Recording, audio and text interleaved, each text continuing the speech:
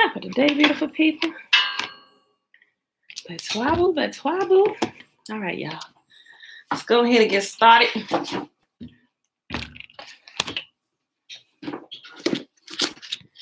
Take a couple of extra minutes today. Bella woke up. Okay. All right, beautiful people. It is is it? No, yeah, it's Tuesday. I'm sorry. I was thinking about trash day. Okay. All right, y'all. It is Tuesday. Happy Tuesday, March the 9th, 2021, day 97 of year 3 of reading through the books of the law and the prophets and of the 3-year consecutive day count, day 766. Hold on 1 second.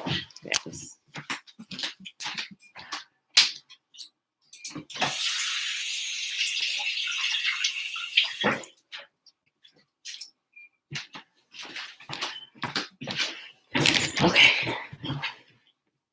All right, y'all. So today we're reading Joshua 22, 23, and 24. And we're going to hop back on over here to the Legends of the Jews and pick up where we left off yesterday. But we're going to reread that small little section first, all right? Just like I said we would do. So let's go ahead and do the Shema. Hear, therefore, O Israel, and observe to do it, that it may be well with you, that you may increase mightily, as Yahuwah, the God of our fathers, has promised us in the land that flows with milk and honey. Hear, O Israel, Yahuwah our God, He is one God, and you shall love Yahuwah your God with all your heart, with all your soul, and with all your might. And these words which I command you this day shall be in your heart, and you shall teach them diligently unto your children, and shall talk of them when you sit in your house, and when you walk by the way, and when you lie down, and when you rise up. And you shall bind them for a sign upon your hand, and they shall be as frontlets between your eyes. And you shall write them upon the posts of your house and on your gates. And Yahuwah commanded us to do all these statutes, to fear Yahuwah our God for our good always, that He might preserve us alive as it is at this day. And it shall be our righteousness if we observe to do all these commandments before Yahuwah our God, as He has commanded us. Okay, y'all. Talane, hey girl, hey Trina, Betwabu, Sawu, Bona, Tiffany, Lavon, good morning, Uncle Nathaniel, peaceful greetings. Tiffany, I hope you can stay for the duration. Okay, I'm gonna try and read fast, but not too fast, right? I know it was a little long yesterday. Okay, let's open this up. All right, y'all. I'm gonna hop right to it. I'm gonna try not to tell so many stories today. Let's get right to it. Okay. No. There we go. Okay. All right, y'all. Hallelujah. Peace and blessings. Belinda Brown. Good morning. Good morning. All right, y'all. Oh, I sent some of y'all probably know I found the audio version of BlackRoots Science last night. So I was listening to a portion of it that I was on. I was like, oh, yes, somebody read this big, thick book. It's over 500 pages. And if you order from Amazon, you'll see 2 volumes. What I shared with you is only the reading of volume 1. The second volume is actually a compilation of questions and answers, and some really, really good questions, might I add. So if you need to order the second volume, do so if you can. You can get that on Amazon. And if you can go back, I'll share it again here today in the links. But I'm saying, oh, it's so good. Oh my gosh. But yeah. Okay, so I'll share the audio version so you can listen to it. And on the video, the previous day's video, where we actually talk about it, that has the title BlackRoots Science, I actually went back in there and I added the audio version to it. Okay, y'all. I'll say, okay, so Joshua chapter 22. All right, I'll look at something right in my eye, right at the moment I'm starting to read. My eyelash. Okay.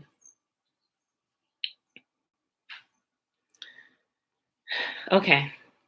Then Joshua called together the tribes of Reuben, Gad, and the half tribe of Manasseh, He told them, "You have done as Moses, the servant of Yahuwah, commanded you, and you have obeyed every order I have given you. During all this time, you have not deserted the other tribes. You have been careful to obey the commands of Yahuwah your God right up to the present day. And now Yahuwah your God has given the other tribes rest as he promised them. So go back home to the land that Moses, the servant of Yahuwah, gave you as your possession on the east side of the Jordan River. But be very careful to obey all the commands and the instructions that Moses gave to you. Love Yahuwah your God, walk in his ways, obey his commandments, hold firmly to him, and serve him with all your heart and with all your soul." So Joshua blessed them and sent them away, and they went home. Moses had given the land of Bashan, east of the Jordan River, to the half tribe of Manasseh. The other half of the tribe was given land west of the Jordan. As Joshua sent them away and blessed them, he said to them, "Go back to your homes with the great wealth you have taken from your enemies, the vast herds of livestock, the silver, gold, bronze, and iron, and the large supply of clothing. Share the plunder with your relatives." So the men of Reuben, Gad, and the half tribe of Manasseh left the rest of Israel at Shiloh in the land of Canaan. They started the journey back to their own land of Gilead, the territory that belonged to them according to Yahuwah's command through Moses. But while they were still in Canaan, and when they came to a place called Gilead near the Jordan River, the men of Reuben, Gad, and the half tribe of Manasseh stopped to build a large and imposing altar. The rest of Israel heard that the people of Reuben, Gad, and the half tribe of Manasseh had built an altar at Gilead at the edge of the land of Canaan on the west side of the Jordan River. So the whole community of Israel gathered at Shiloh and prepared to go to war against them. First, however, they sent a delegation led by Phinehas, son of Eleazar, the priest, to talk with the tribes of Reuben, Gad, and the half tribe of Manasseh. In this delegation were 10 leaders of Israel, one from each of the 10 tribes, and each the head of his family within the clans of Israel. When they arrived in the land of Gilead, they said to the tribes of Reuben, Gad, and the half tribe of Manasseh, "The whole community of Yahuwah demands to know why you are betraying the God of Israel. How could you turn away from Yahuwah and build an altar for yourselves in rebellion against him? Was our sin at Peor not enough? To this day, we are not fully cleansed of it, even after the plague that struck the entire community of Yahuwah. And yet today, you are turning away from following Yahuwah. If you rebel against Yahuwah today, he will be angry with all of us tomorrow. If you need the altar because the land you possess is defiled, then join us in Yahuwah's land where the tabernacle of Yahuwah is situated and share our land with us. But do not rebel against Yahuwah or against us by building an altar other than the one true altar of Yahuwah our God." Didn't divine anger fall on the entire community of Israel when Achan, a member of the clan of Zerah, sinned by stealing the things set apart for Yahuwah? He was not the only one who died because of his sin. Then the people of Reuben, Gad, and the half tribe of Manasseh answered the heads of the clans of Israel, "Yahuwah, the mighty one, is God. Yahuwah, the mighty one, is God. He knows the truth, and may Israel know it too. We have not built the altar in treacherous rebellion against Yahuwah. If we have done so, do not spare our lives this day. If we have built an altar for ourselves to turn away from Yahuwah or to offer burnt offerings or grain offerings or peace offerings, may Yahuwah himself punish us. The truth is, we have built this altar because we fear that in the future your descendants will say to ours, 'What right do you have to worship Yahuwah, the God of Israel?' Yahuwah has placed the Jordan River as a barrier between our people and you people of Reuben and Gad.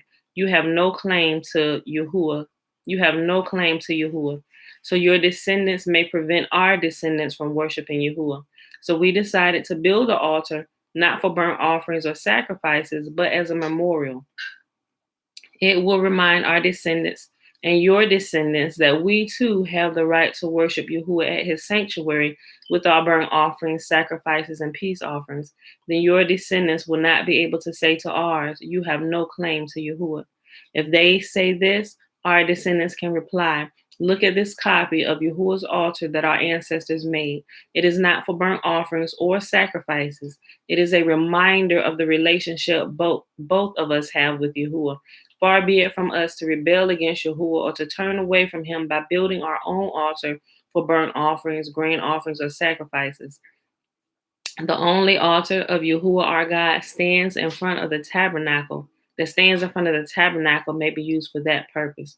When Phinehas, the priest, and the leaders of the community, the heads of the clans of Israel, heard this from the tribes of Reuben, Gad, and the half tribe of Manasseh, they were satisfied. Phinehas, son of Eleazar the priest, replied to them, today we know Yahuwah is among us because you have not committed this treachery against Yahuwah as we thought. Instead, you have rescued Israel from being destroyed by the hand of Yahuwah. Then Phinehas, son of Eleazar, the priest, and the other leaders left the tribes of Reuben and Gad and Gilead and returned to the land of Canaan to tell the Israelites what had happened. And all the Israelites were satisfied and praised Yahuwah and spoke no more of war against Reuben and Gad.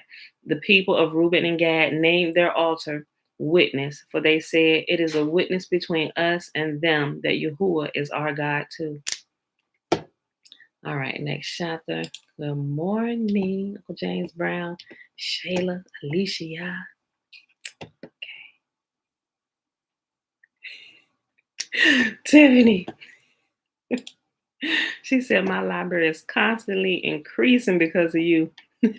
She said, just messing with you. Well, blessed be the most holy. I'm just trying to, I tell you, when I come across resources, I let y'all know. So y'all know where I'm pulling information from or whatever. But this, if you listen to the introduction of this book, or if you read it, they tell you the information that he's given. The guy who wrote it, he was not really separated from his clan, or he reconnected to him. So they were able to pass down ancient information as they always had done. So he got this straight from his elders. You know, they passed it down through the generations, and he decided he wanted to put it in the book because he know a lot of us are not connected to our homeland, and we miss this information by being scattered. So I was like, blessed be the most holy for the return of the information to his people. This is, y'all, it's so good. It's going to challenge some thinking you have even now after waking up a few levels, all right? Because I'm looking at some stuff. I'm like, hold on. Wait, what? Wait a minute. And I thought I was a little woke. So that's why I gave it to y'all. So go ahead, read through it, check the references. Okay. All right. Joshua chapter 23. The years passed, and Yahuwah had given the people of Israel rest from all their enemies. Joshua, who was now very old, called together all the elders, leaders, and officers of Israel. He said to them, I am now a very old man. You have seen everything Yahuwah your God has done for you during my lifetime. Yahuwah your God has fought for you against your enemies. I have allotted to you as your homeland all the land of the nations yet unconquered, as well as the land of those we have already conquered, from the Jordan River to the Mediterranean Sea in the west. This land will be yours, for Yahuwah your God himself will drive out all the people living there now. You will take possession of their land, just as Yahuwah your God promised you. So be very careful to follow everything Moses wrote in the book of instruction. Do not deviate from it, turning either to the right or to the left. Make sure you do not associate with the other people still remaining in the land. Do not even mention the names of their gods, much less swear by them or serve them or worship them. Rather cling tightly to Yahuwah your God as you have done until now. For Yahuwah has driven out great and powerful nations for you, and no one has yet been able to defeat you. Each one of you will put to flight 1,000 of the enemy. For Yahuwah your God fights for you just as he promised. So be very careful to love Yahuwah your God. But if you turn away from him and cling to the customs of the survivors of these nations remaining among you, If you intermarry with them, then know for certain that Yahuwah your God will no longer drive them out of your land. Instead, they will be a snare and a trap to you, a whip for your backs, and thorny brambles in your eyes. And you will vanish from this good land Yahuwah your God has given you. Soon I will die, going the way of everything on the earth. Deep in your hearts, you know that every promise of Yahuwah your God has come true. Not a single one has failed. But as surely as Yahuwah your God has given you the good things he promised, he will also bring disaster on you if you disobey him. He will completely destroy you from this good land he has given you. If you break the covenant of Yahuwah your God by worshiping and serving other idols, his anger will burn against you and you will quickly vanish from the good land he has given you. All right, y'all. Last chapter for today, Joshua 24. Then Joshua summoned all the tribes of Israel to Shechem, including their elders, leaders, judges, and officers. So they came and presented themselves to Yahuwah. Joshua said to the people, "This is what Yahuwah, the God of Israel, says. Long ago, your ancestors, including Terah, the father of Abraham and Nahor, lived beyond the Euphrates River, and they worshiped other gods. But I took your ancestor Abraham from the land beyond the Euphrates and led him into the land of Canaan. I gave him many descendants through his son Isaac. To Isaac, I gave Jacob and Esau. To Esau, I gave the mountains of Seir." Excuse me. While Jacob and his children went down into Egypt. Then I sent Moses and Aaron, and I brought terrible plagues on Egypt, and afterwards I brought you out as a free people. But when your ancestors arrived at the Red Sea, the Egyptians chased after you with chariots and charioteers. When your ancestors cried out to Yahuwah, I put darkness between you and the Egyptians. I brought the sea crashing down on the Egyptians, drowning them. With your very own eyes, you saw what I did. Then you lived in the wilderness for many years. Finally, I brought you into the land of the Amorites on the east side of the Jordan. They fought against you, but I destroyed them before you. I gave you victory over them, and you took possession of their land. And then Balak, son of Zippor, king of Moab, started a war against Israel.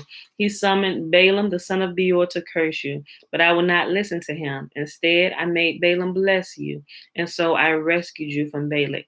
When you crossed the Jordan River and came to Jericho, the men of Jericho fought against you, as did the Amorites, the Perizzites, and the Canaanites, the Hittites, the Girgashites, the Hivites, and the Jebusites. But I gave you victory over them, and I sent terror ahead of you to drive out the two kings of the Amorites. It was not your swords or bows that brought you victory. I gave you land you had not worked on, and I gave you towns that you did not build, the towns where you are now living. I gave you vineyards and olive groves for food, though you did not plant them. So fear Yahuwah and serve him wholeheartedly. Put away forever the idols of your ancestors. Put away forever the idols your ancestors worshiped when they lived beyond the Euphrates and in Egypt. Serve Yahuwah alone. But if you refuse to serve Yahuwah, then choose today whom you will serve. Would you prefer the gods your ancestors served beyond the Euphrates? Or will it be the gods of the Amorites in whose land you now live? But as for me and my family, we will serve Yahuwah. The people replied, "We would never abandon Yahuwah and serve other gods. For Yahuwah is our God. For Yahuwah is the one who rescued us and our ancestors from slavery in the land of Egypt. He performed mighty miracles before our very eyes. As we traveled through the wilderness among our enemies, he preserved us. It was Yahuwah who drove out the Amorites and the other nations living here in the land. So we too will serve Yahuwah, for he alone is our God." Then Joshua warned the people, You are not able to serve Yahuwah, for he is a holy and jealous God. He will not forgive the rebellion. He will not forgive your rebellion and your sins. If you abandon Yahuwah and serve other gods, he will turn against you and destroy you, even though he has been good to you. But the people answered Joshua, No, we will serve Yahuwah. You are a witness to your own decision, Joshua said. You have chosen to serve Yahuwah. Yes, they replied, we are witnesses to what we have said. All right then.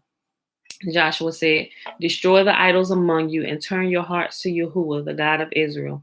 The people said to Joshua, "We will serve Yahuwah our God. We will obey him alone." So Joshua made a covenant with the people that day at Shechem, committing them to follow the decrees and regulations of Yahuwah. Joshua recorded these things in the book of Yahuwah's instruction. As a reminder of their argument, he took a huge stone and rolled it beneath the terebinth tree beside the tabernacle of Yahuwah. Joshua said to all the people, "This stone has heard everything Yahuwah has said to us. It will be a witness to testify against you if you go back on your word to Yahuwah." Then Joshua sent all the people away to their own homelands. After this, Joshua, the son of Nun, the servant of Yahuwah, died at the age of 110. They buried him in the land he had been allocated at Timnath Serah in the hill country of Ephraim, north of Mount Gash. The people of Israel served Yahuwah throughout the lifetime of Joshua and of the elders who outlived him, those who had personally experienced all that Yahuwah had done for Israel. The bones of Joseph, which the Israelites had brought along with them when they left Egypt, were buried at Shechem in the plot of land Jacob had bought from the sons of Hamor for over 100 pieces of silver. This land was allocated in the territory allotted to the descendants of Joseph. Eleazar, son of Aaron, also died. He was buried in the hill country of Ephraim in the town of Gibeah, which had been given to his son Phinehas. All right, y'all. And that is actually the last chapter of Joshua. And we start the book of Judges tomorrow. It's getting better and better every day. All right, y'all. So let's go ahead and hop on over here to the Legends of the Jews. Okay.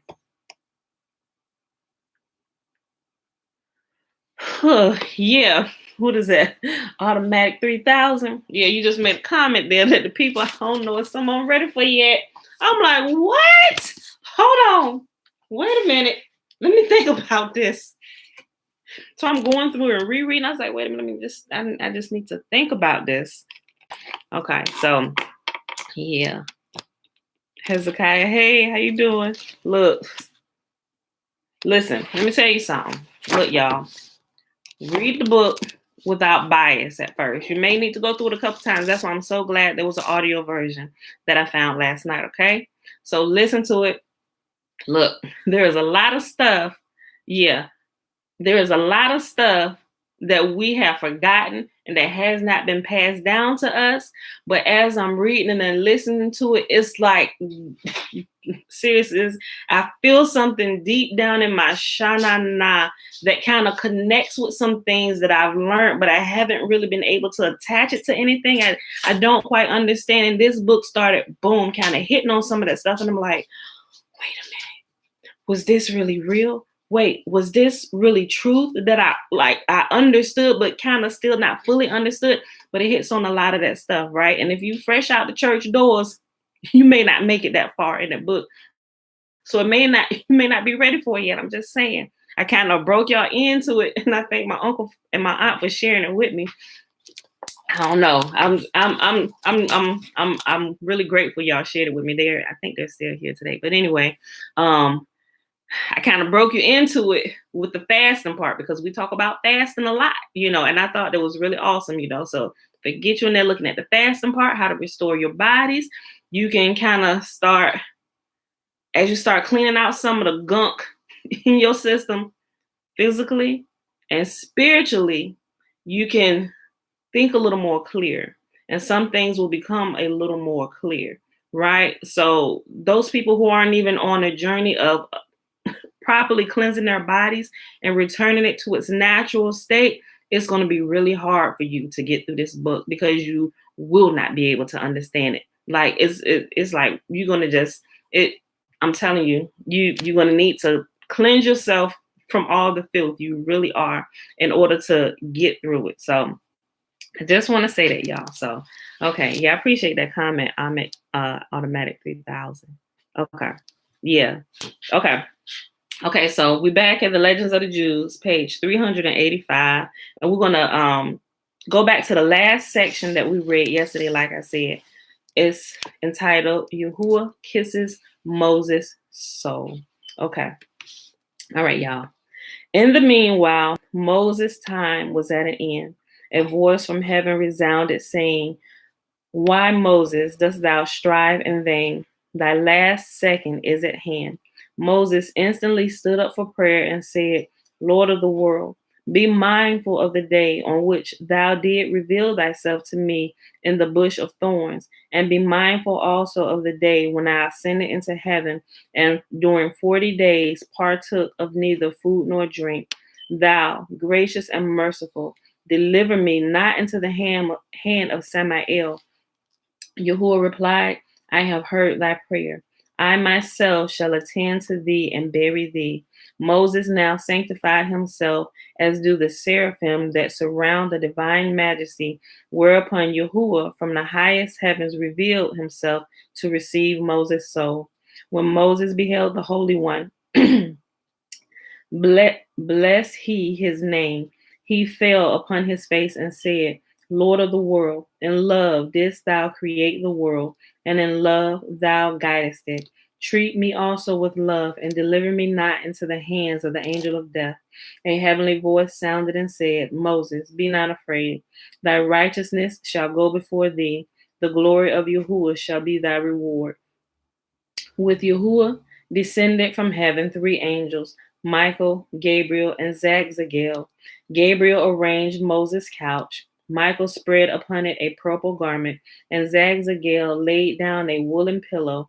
Yahuwah stationed himself over Moses' head, Michael to his right, Gabriel to his left, and Zagzagel at his feet. Whereupon Yahuwah addressed Moses, "Cross thy feet," and Moses did so.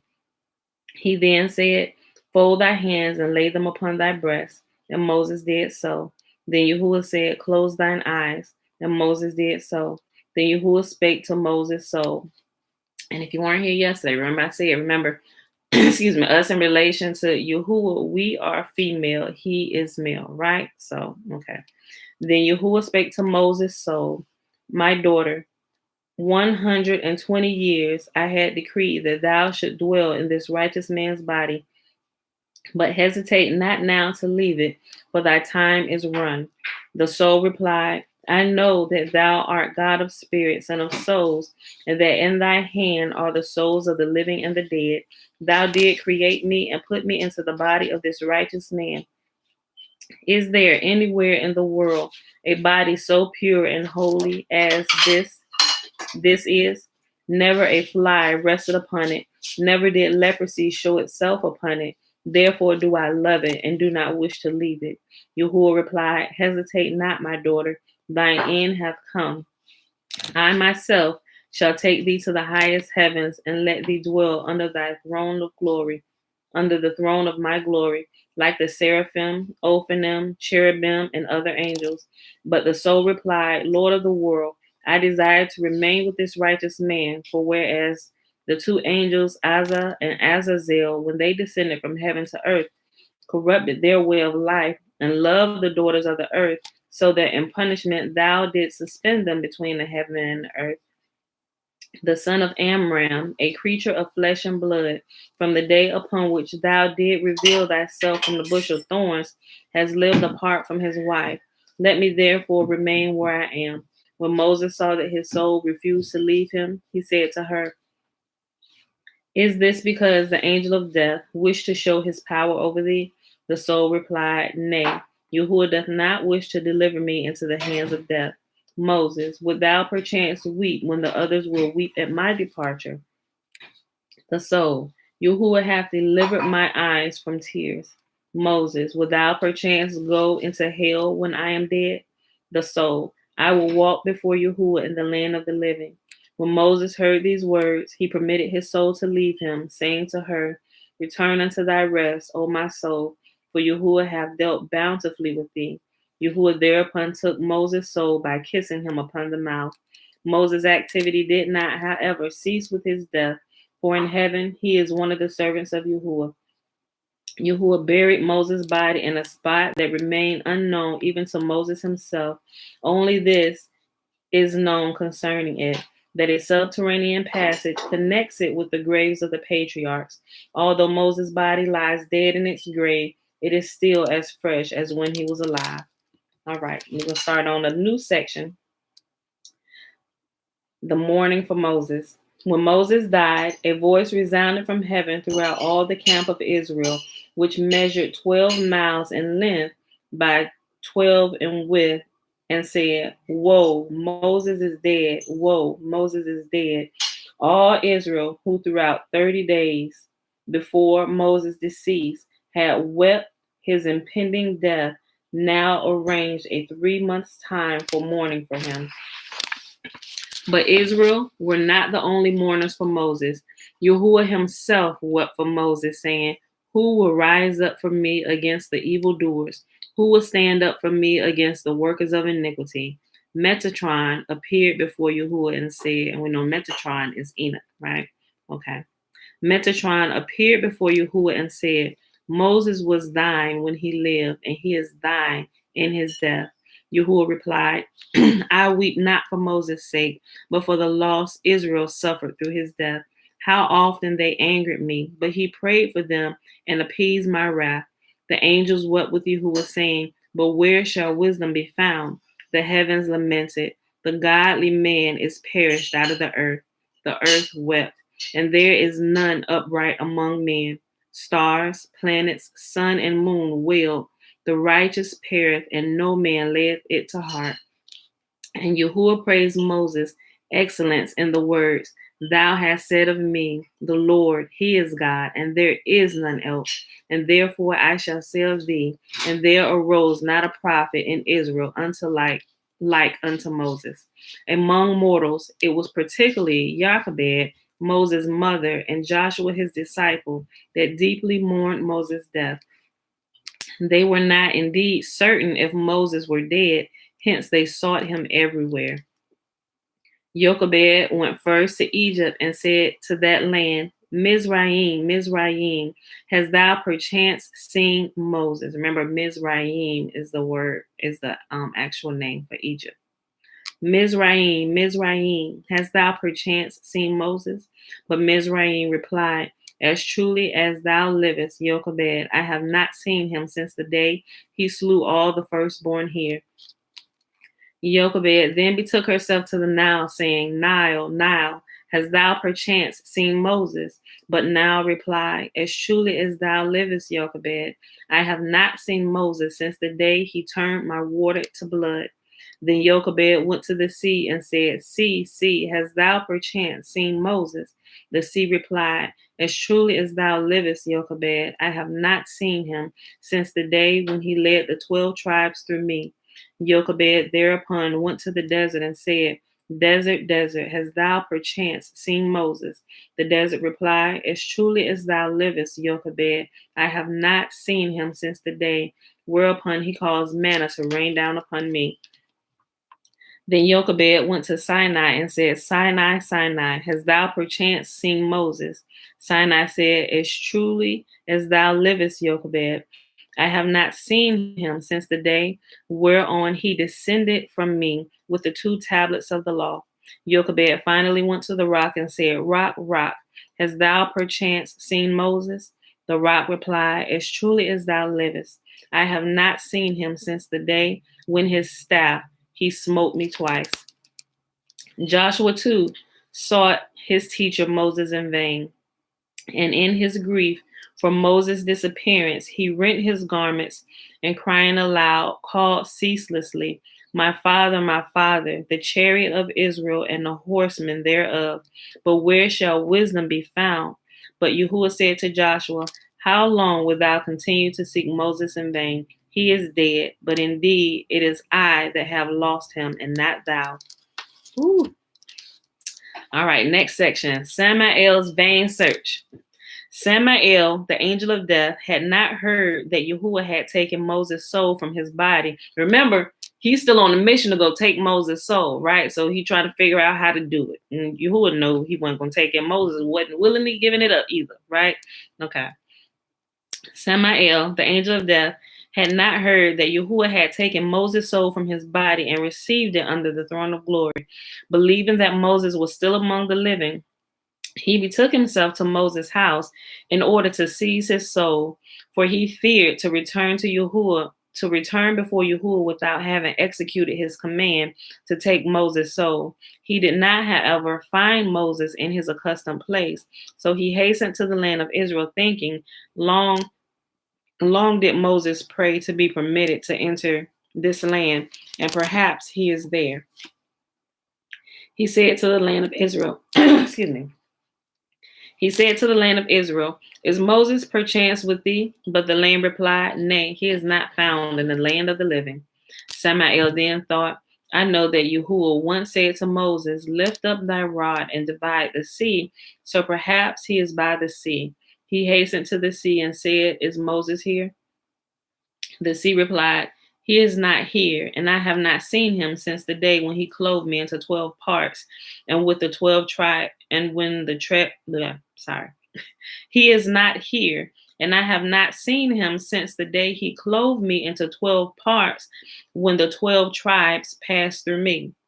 Samael then betook himself to Gehenna, asking, hast thou seen Moses, the son of Amram? Gehenna replied, with mine ears have I heard the cry, but I have not seen him. He betook himself to Sheol, Abaddon, and Tehah-Yawin, to whom he said, have you seen the son of Amram? They replied, through Pharaoh, the king of Egypt, we have heard his call, but we have not seen him. He betook himself to the abyss and asked, hast thou seen the son of Amram? The answer arose, I have not seen him, but heard indeed his call. He asked Korah's sons that dwell with the abyss, have ye seen the sons of Amram? They replied, we have not seen him since the day upon which at Moses' bidding, the earth opened its mouth and swallowed us. He betook himself to the clouds of glory and asked, is Moses perchance with you? They answered, he is hid from the eyes of all the living. He went to the heavens and asked, have ye seen the son of Amram? The answer was, we have not seen him since at Yahuwah's command he mounted us to receive the Torah. He hastened to paradise, but when the angels that guarded its gates beheld Samael, they drove him away and said, wicked one, this is the gate of Yahuwah. The righteous shall enter into it. Samael thereupon flew over the gates of paradise and asked Paradise, hast thou perchance seen Moses? Paradise answered, since in Gabriel's company he visited me to look upon the reward of the pious, I have not seen him. He went to the tree of life, but even at the distance of 300 parasangs, it cried out to him, approach me not.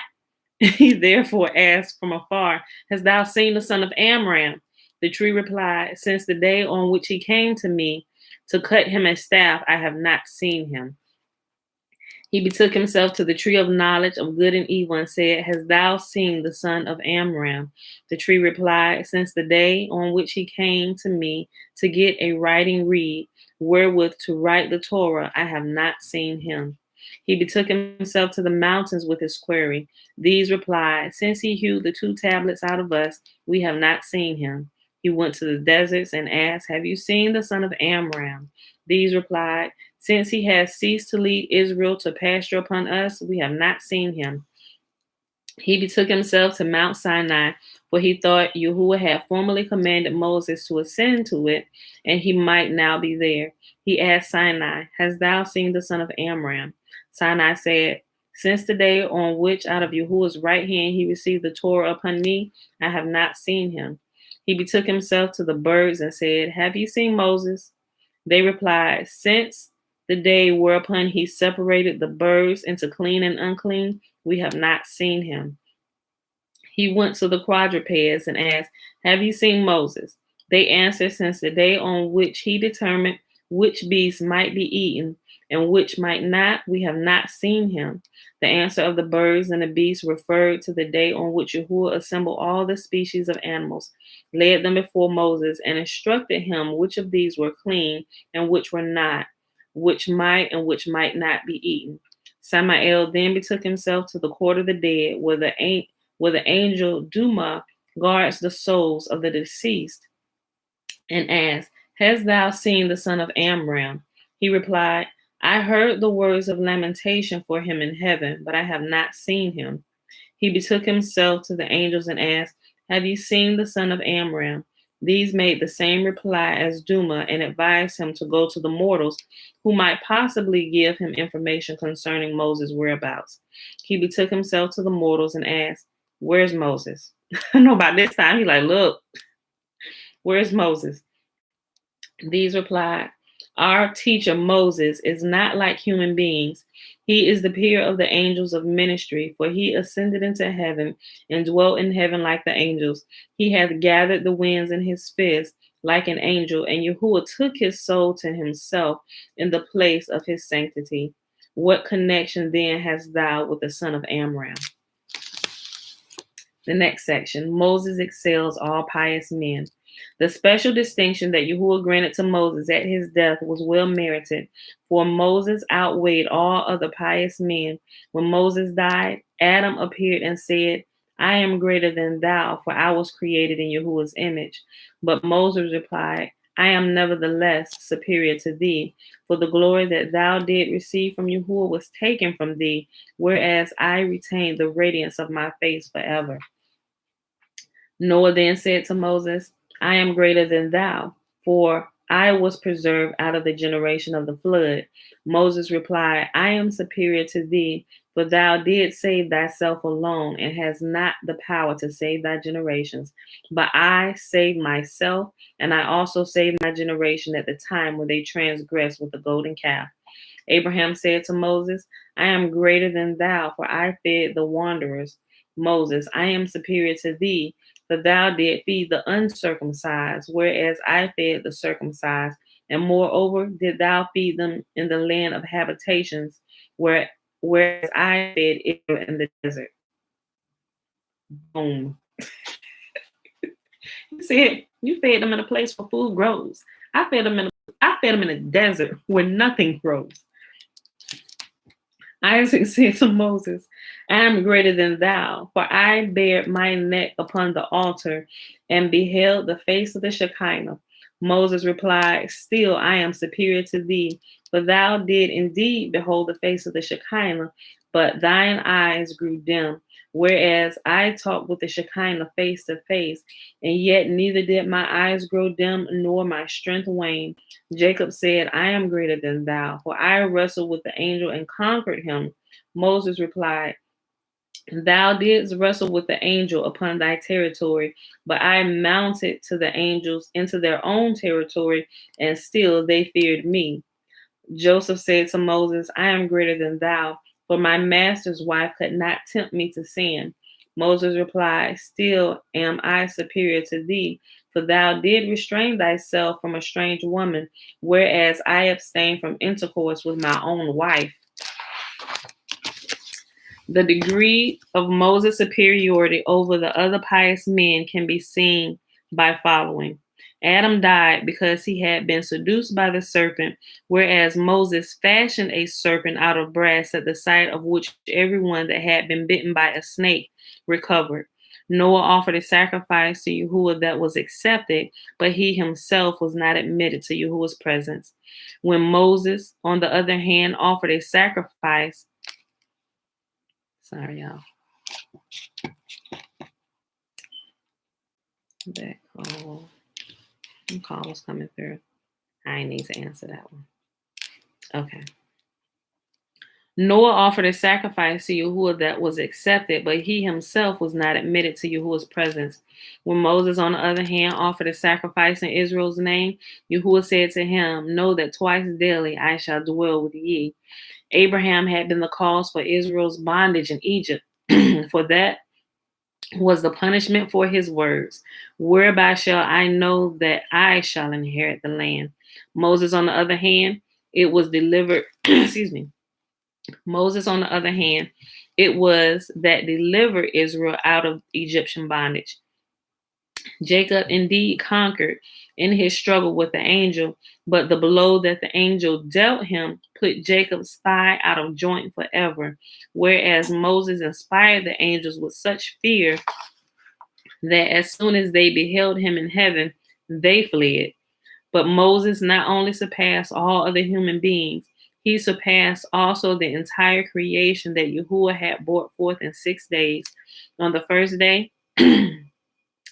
Yahuwah created light, but Moses mounted into heaven and seized the spiritual light, the Torah. On the second day, Yahuwah created the firmament, whereby he decreed that the earth was not to enter the realm of the firmament, nor the firmament into the realm of the earth. But Moses scaled the firmament, even though he belonged to the earth. On the third day, Yahuwah created the sea, but as soon as the sea caught sight of Moses, it retreated before him affrighted. On the fourth day, Yahuwah created the sun and the moon to illuminate the earth. But Moses said to Yahuwah, I do not wish the sun and moon to give light to Israel. Thou thyself shalt do it. And Yahuwah granted his prayer.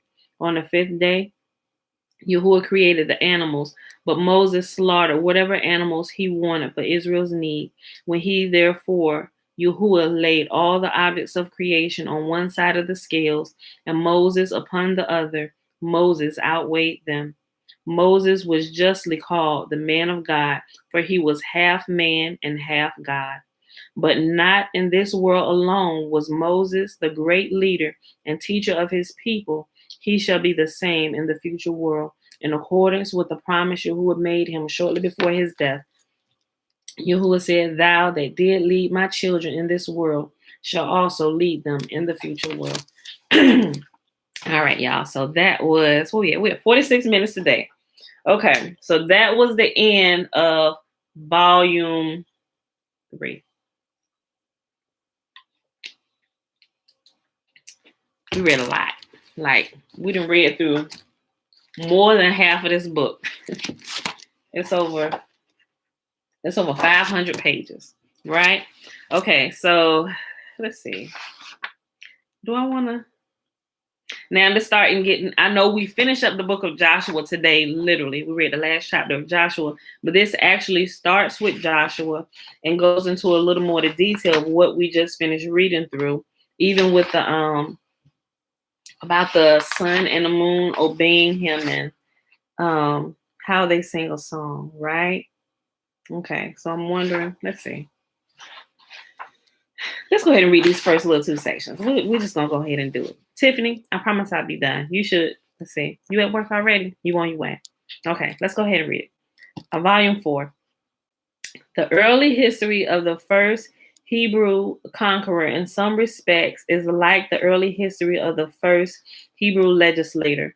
Moses was rescued from a watery grave and raised at the court of Egypt. Joshua, in infancy, was swallowed by a whale and, wonderful to relate, did not perish. At a distant point of the seacoast, the monster spewed him forth unharmed.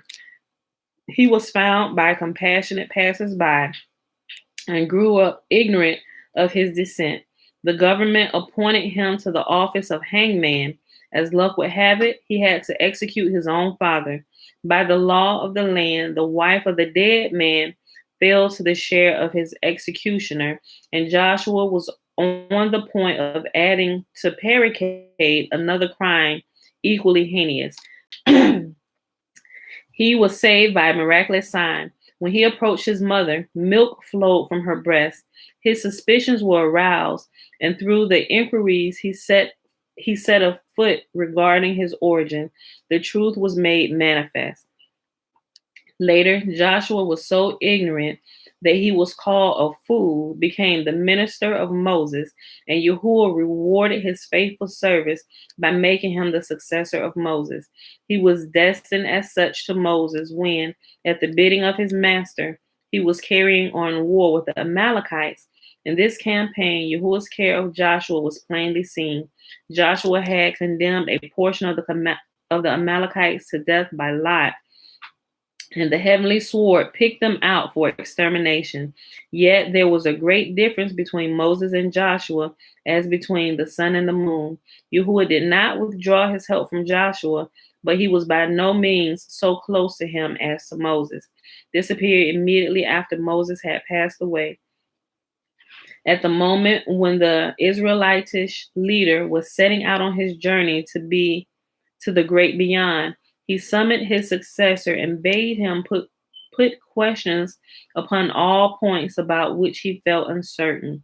Conscious of his own industry and devotion, Joshua replied that he had no question to ask, seeing that he had carefully studied the teachings of Moses. Straightway he forgot 300 halakot, and doubts assailed him concerning 700 others. The people threatened Joshua's life because he was not able to resolve their difficulties in law, but it was vain to turn to Yahuwah, for the Torah once revealed was subject to human, not to heavenly authority. Directly after Moses' death, Yahuwah commanded Joshua to go to war so that the people might forget its grievance against him. But it is false to think that the great conqueror was nothing more than a military hero. When Yahuwah appeared to him to give instructions concerning the war, he found him with the book of Deuteronomy in his hand, whereupon Yahuwah called to him, "Be strong and of good courage. The book of the law shall not depart out of thy mouth." The first step in preparation for war was the selection of spies. To guard against a repetition of what happened to Moses, Joshua chose as his messengers Caleb and Phinehas, on whom he could place dependence in all circumstances. They were accompanied on their mission by two demons, the husbands of the she-devils, Lilith and Mahala. When Joshua was planning his campaign, these devils offered their services to him. They proposed that they be sent out to to reconnoiter, to do reconnaissance in the land. Joshua refused the offer, but formed their appearance so frightfully that the residents of Jericho were struck with fear of them. In Jericho, the spies put up with Rahab. She had been leading an immoral life for 40 years. But at the approach of Israel, she paid homage to the true God, lived the life of a pious convert, and as the wife of Joshua became the ancestress of 8 prophets and of the prophetess Huldah. She had opportunity in her own house of beholding the wonders of Yahuwah. When the king's bailiffs came to make their investigations, and Rahab wanted to conceal the Israelite spies, Phinehas calmed her with the words, "I am a priest, and priests are like angels, visible when they wish to be seen, invisible when they do not wish to be seen." Look, I read something about this too. I ain't gonna get into that. Y'all just gotta read the book. But some of this stuff, it actually alludes to some of the stuff that that you will see in BlackRoots Science. It may explain it a little different, but nevertheless, the principle is the same that I found. Okay. After the return of the spies, Joshua decided to pass over the Jordan. The crossing of the river was the occasion for wonders, the purpose of which was to clothe him with authority in the eyes of the people. Oh, and I said that directly related. Look, directly related to this, what he said. Phinehas calmed her with the words, "I am a priest, and priests are like angels, visible when they wish to be seen, invisible when they do not wish to be seen." I was talking specifically about that. Okay. Like I said, y'all, some people have a little more wisdom than what we were privy to as we have grown up and was not revealed to us. Remember how I've been telling you, I said, it's amazing what these bodies can do, right? Okay. All right. That's all I'm going to say right now. After the return of the spies, Joshua decided to pass over the Jordan. The crossing of the river was the occasion for wonders, the purpose of which was to clothe him with authority in the eyes of the people. Scarcely had the priests, who at this solemn moment took the place of the Levites as bearers of the ark, set foot in the Jordan, when the waters of the river were piled up to a height of 300 miles. All the people of the earth were witnesses of the wonder. In the bed of the Jordan, Joshua assembled the people around the ark. A divine miracle caused the narrow space between its staves to contain the whole concourse. Joshua then proclaimed the conditions under which Yahuwah would give Palestine to the Israelites, and he added, if these conditions were not accepted, the waters of the Jordan would descend straight upon them. Then they marched through the river.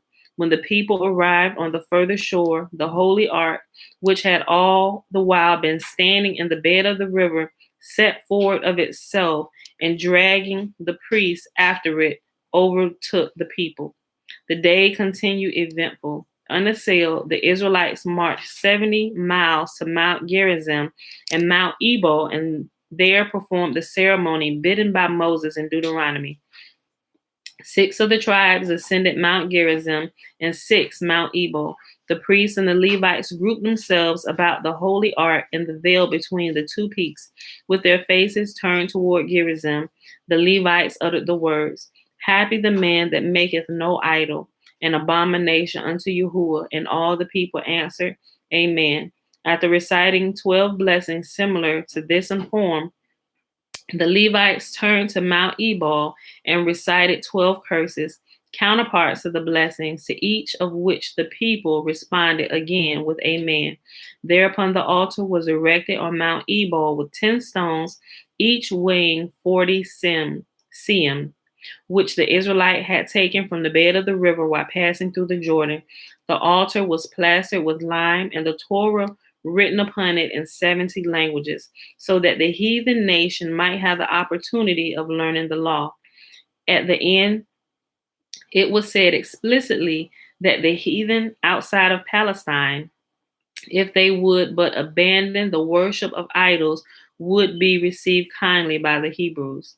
All this happened on one day, on the same day on which the Jordan was crossed, and the assembly was held on Gerizim and Ebal, the day on which people arrived at Gilgal, where they left the stones of which the altar had been built. At Gilgal, Joshua performed the rite of circumcision on those born in the desert who had remained uncircumcised on the account of the rough climate and for other reasons. And here it was that the manna gave out. It had ceased to fall at the death of Moses, but the supply that had been stored up lasted some time longer. As soon as the people were under the necessity of providing for their daily wants, they grew negligent in the study of the Torah. Therefore, the angel admonished Joshua to loose his shoes from off his feet, for he was to mourn over the decline of the study of the Torah, and bare feet are a sign of mourning. The angel reproached Joshua in particular with having all allowed the preparations for war to interfere with the study of Torah and with the ritual service. Excuse me. Neglect of the latter might be a venial sin, but the neglect of the former is worthy of consigned punishment. At the same time, the angel assured Joshua that he had come to aid him, and he entreated Joshua not to draw back from him, like Moses, who had refused the good offices of the angel. At the same time, the angel assured Joshua that he had come to him to aid him, and he entreated Joshua not to draw back from him like Moses, who had refused the good offices of the angel. He who spoke to Joshua was none other than the archangel Michael. And there we will stop for today. And we at 58 minutes, y'all. Okay, so I'm going to do my best to keep it at the hour mark. But somebody gets so good and I don't want to break it up. But, like I said, it's always recorded. We can come back to it, y'all. Okay, so that was We read Joshua, the last 3 chapters of Joshua, 22, 23, and 24. And we started in the Legends of the Jews on page 385. And we ended over here on page 390. And we'll pick this back up here tomorrow.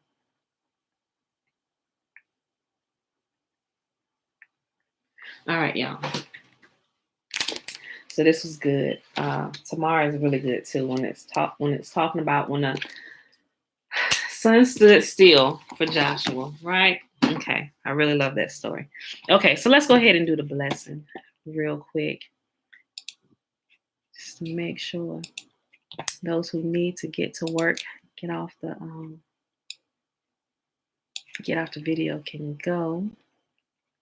Whoop. All right, y'all. Remember, the blessing is found in Deuteronomy. I'm sorry, not Deuteronomy. That's the Shema. In Numbers chapter 6, verses 22 through 27. Remember, the Nazarite vows the first 21 verses. And Yahuwah spake unto Moses, saying, Speak unto Aaron and unto his sons, saying, On this wise ye shall bless the children of Israel, saying unto them, May Yahuwah bless us and keep us. May Yahuwah make his face to shine upon us and be gracious unto us. May Yahuwah lift up his countenance upon us and give us his peace. And they shall put my name upon the children of Israel, and I will bless them. All right, y'all. Y'all enjoy this Tuesday. I made it. Yay. All right, Tiffany, I'm glad I finished before you had to get off and go to work. Okay. All right. Let me go over here real quick. Natasha. Hey, girl. Hey. Okay, family. I keep trying every now and again to see if my service down here gets better, but it's still skipping. Hey, pop in when you can. Back in Mississippi. Okay. All right, y'all. Let me just read back over some of the comments. But thank God. Again, thank you, Automatic 3000, for your comments. Hezekiah. Okay, y'all. All right, beautiful people. I ain't got nothing else today. I'm going to go back and read some more of this book. I got some work to do, but, in between my little breaks and stuff. But I'm going to be now that I found audiobook, it's going to be playing. So enjoy the book if you have it. If you get the purchase version, I'm not telling y'all to go purchase stuff. Like, I don't get any kind of kickbacks from any of this stuff. When I find it on Amazon, I just share it with you. If you want to get it, go get it. I don't get no kickbacks. I just love sharing the wisdom that I get. And share with me what you come across, because sometimes I read through it. And I may gloss over something, or it may not hit me, and I think my sister is really good for that, because she simultaneously reads a lot of the stuff that I'm reading too. And she'll come back. She said, "Oh, did you see this?" I said, "Yeah, I read through that already." She said, "No, but did you understand what it just said?" I'm like, "What?" She said, I'm like, "Oh, snap." So I had to go back. I'm like, "Man, I glossed over that," so it's always good to have another set of eyes on stuff when you're going through information, just in case you miss something. You want to make sure you don't misinterpret something, and plus it's just good to chat with other people about all this wisdom and stuff and things that are being restored to us, and how we can improve our life, right? And restore our bodies back to the way our ancient ancestors, they lived long lives. And shucks, we down here with bodies that we have no clue on how to operate. We're just using it for its most basic functions, right? I don't want to live that way no more, right? Let's learn everything, and let's use these bodies. It's just like having an iPhone and just using it for a phone and probably checking your email. The iPhones can do so much.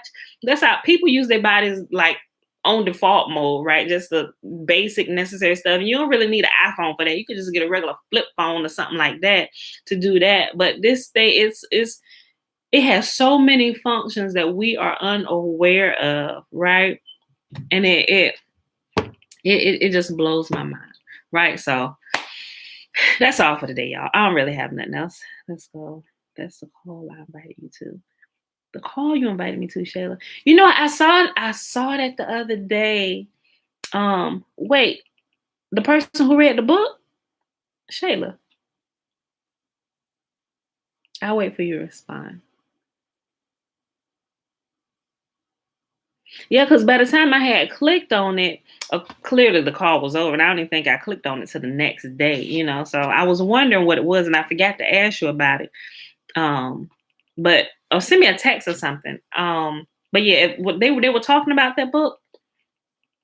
I might be interested in listening on a conversation and stuff while I'm reading through it. But anyway, guys, the book is good. Like the second volume, I'm literally almost done with. Yes, okay, yeah. Send me the schedule of when they do that call. So I'll make myself a note and I'll pop in just kind of listen. So if they clearly they've been doing it longer than I have. Your parents just recommended the book. It's something I think you might want to read. Consider this. Here's the link.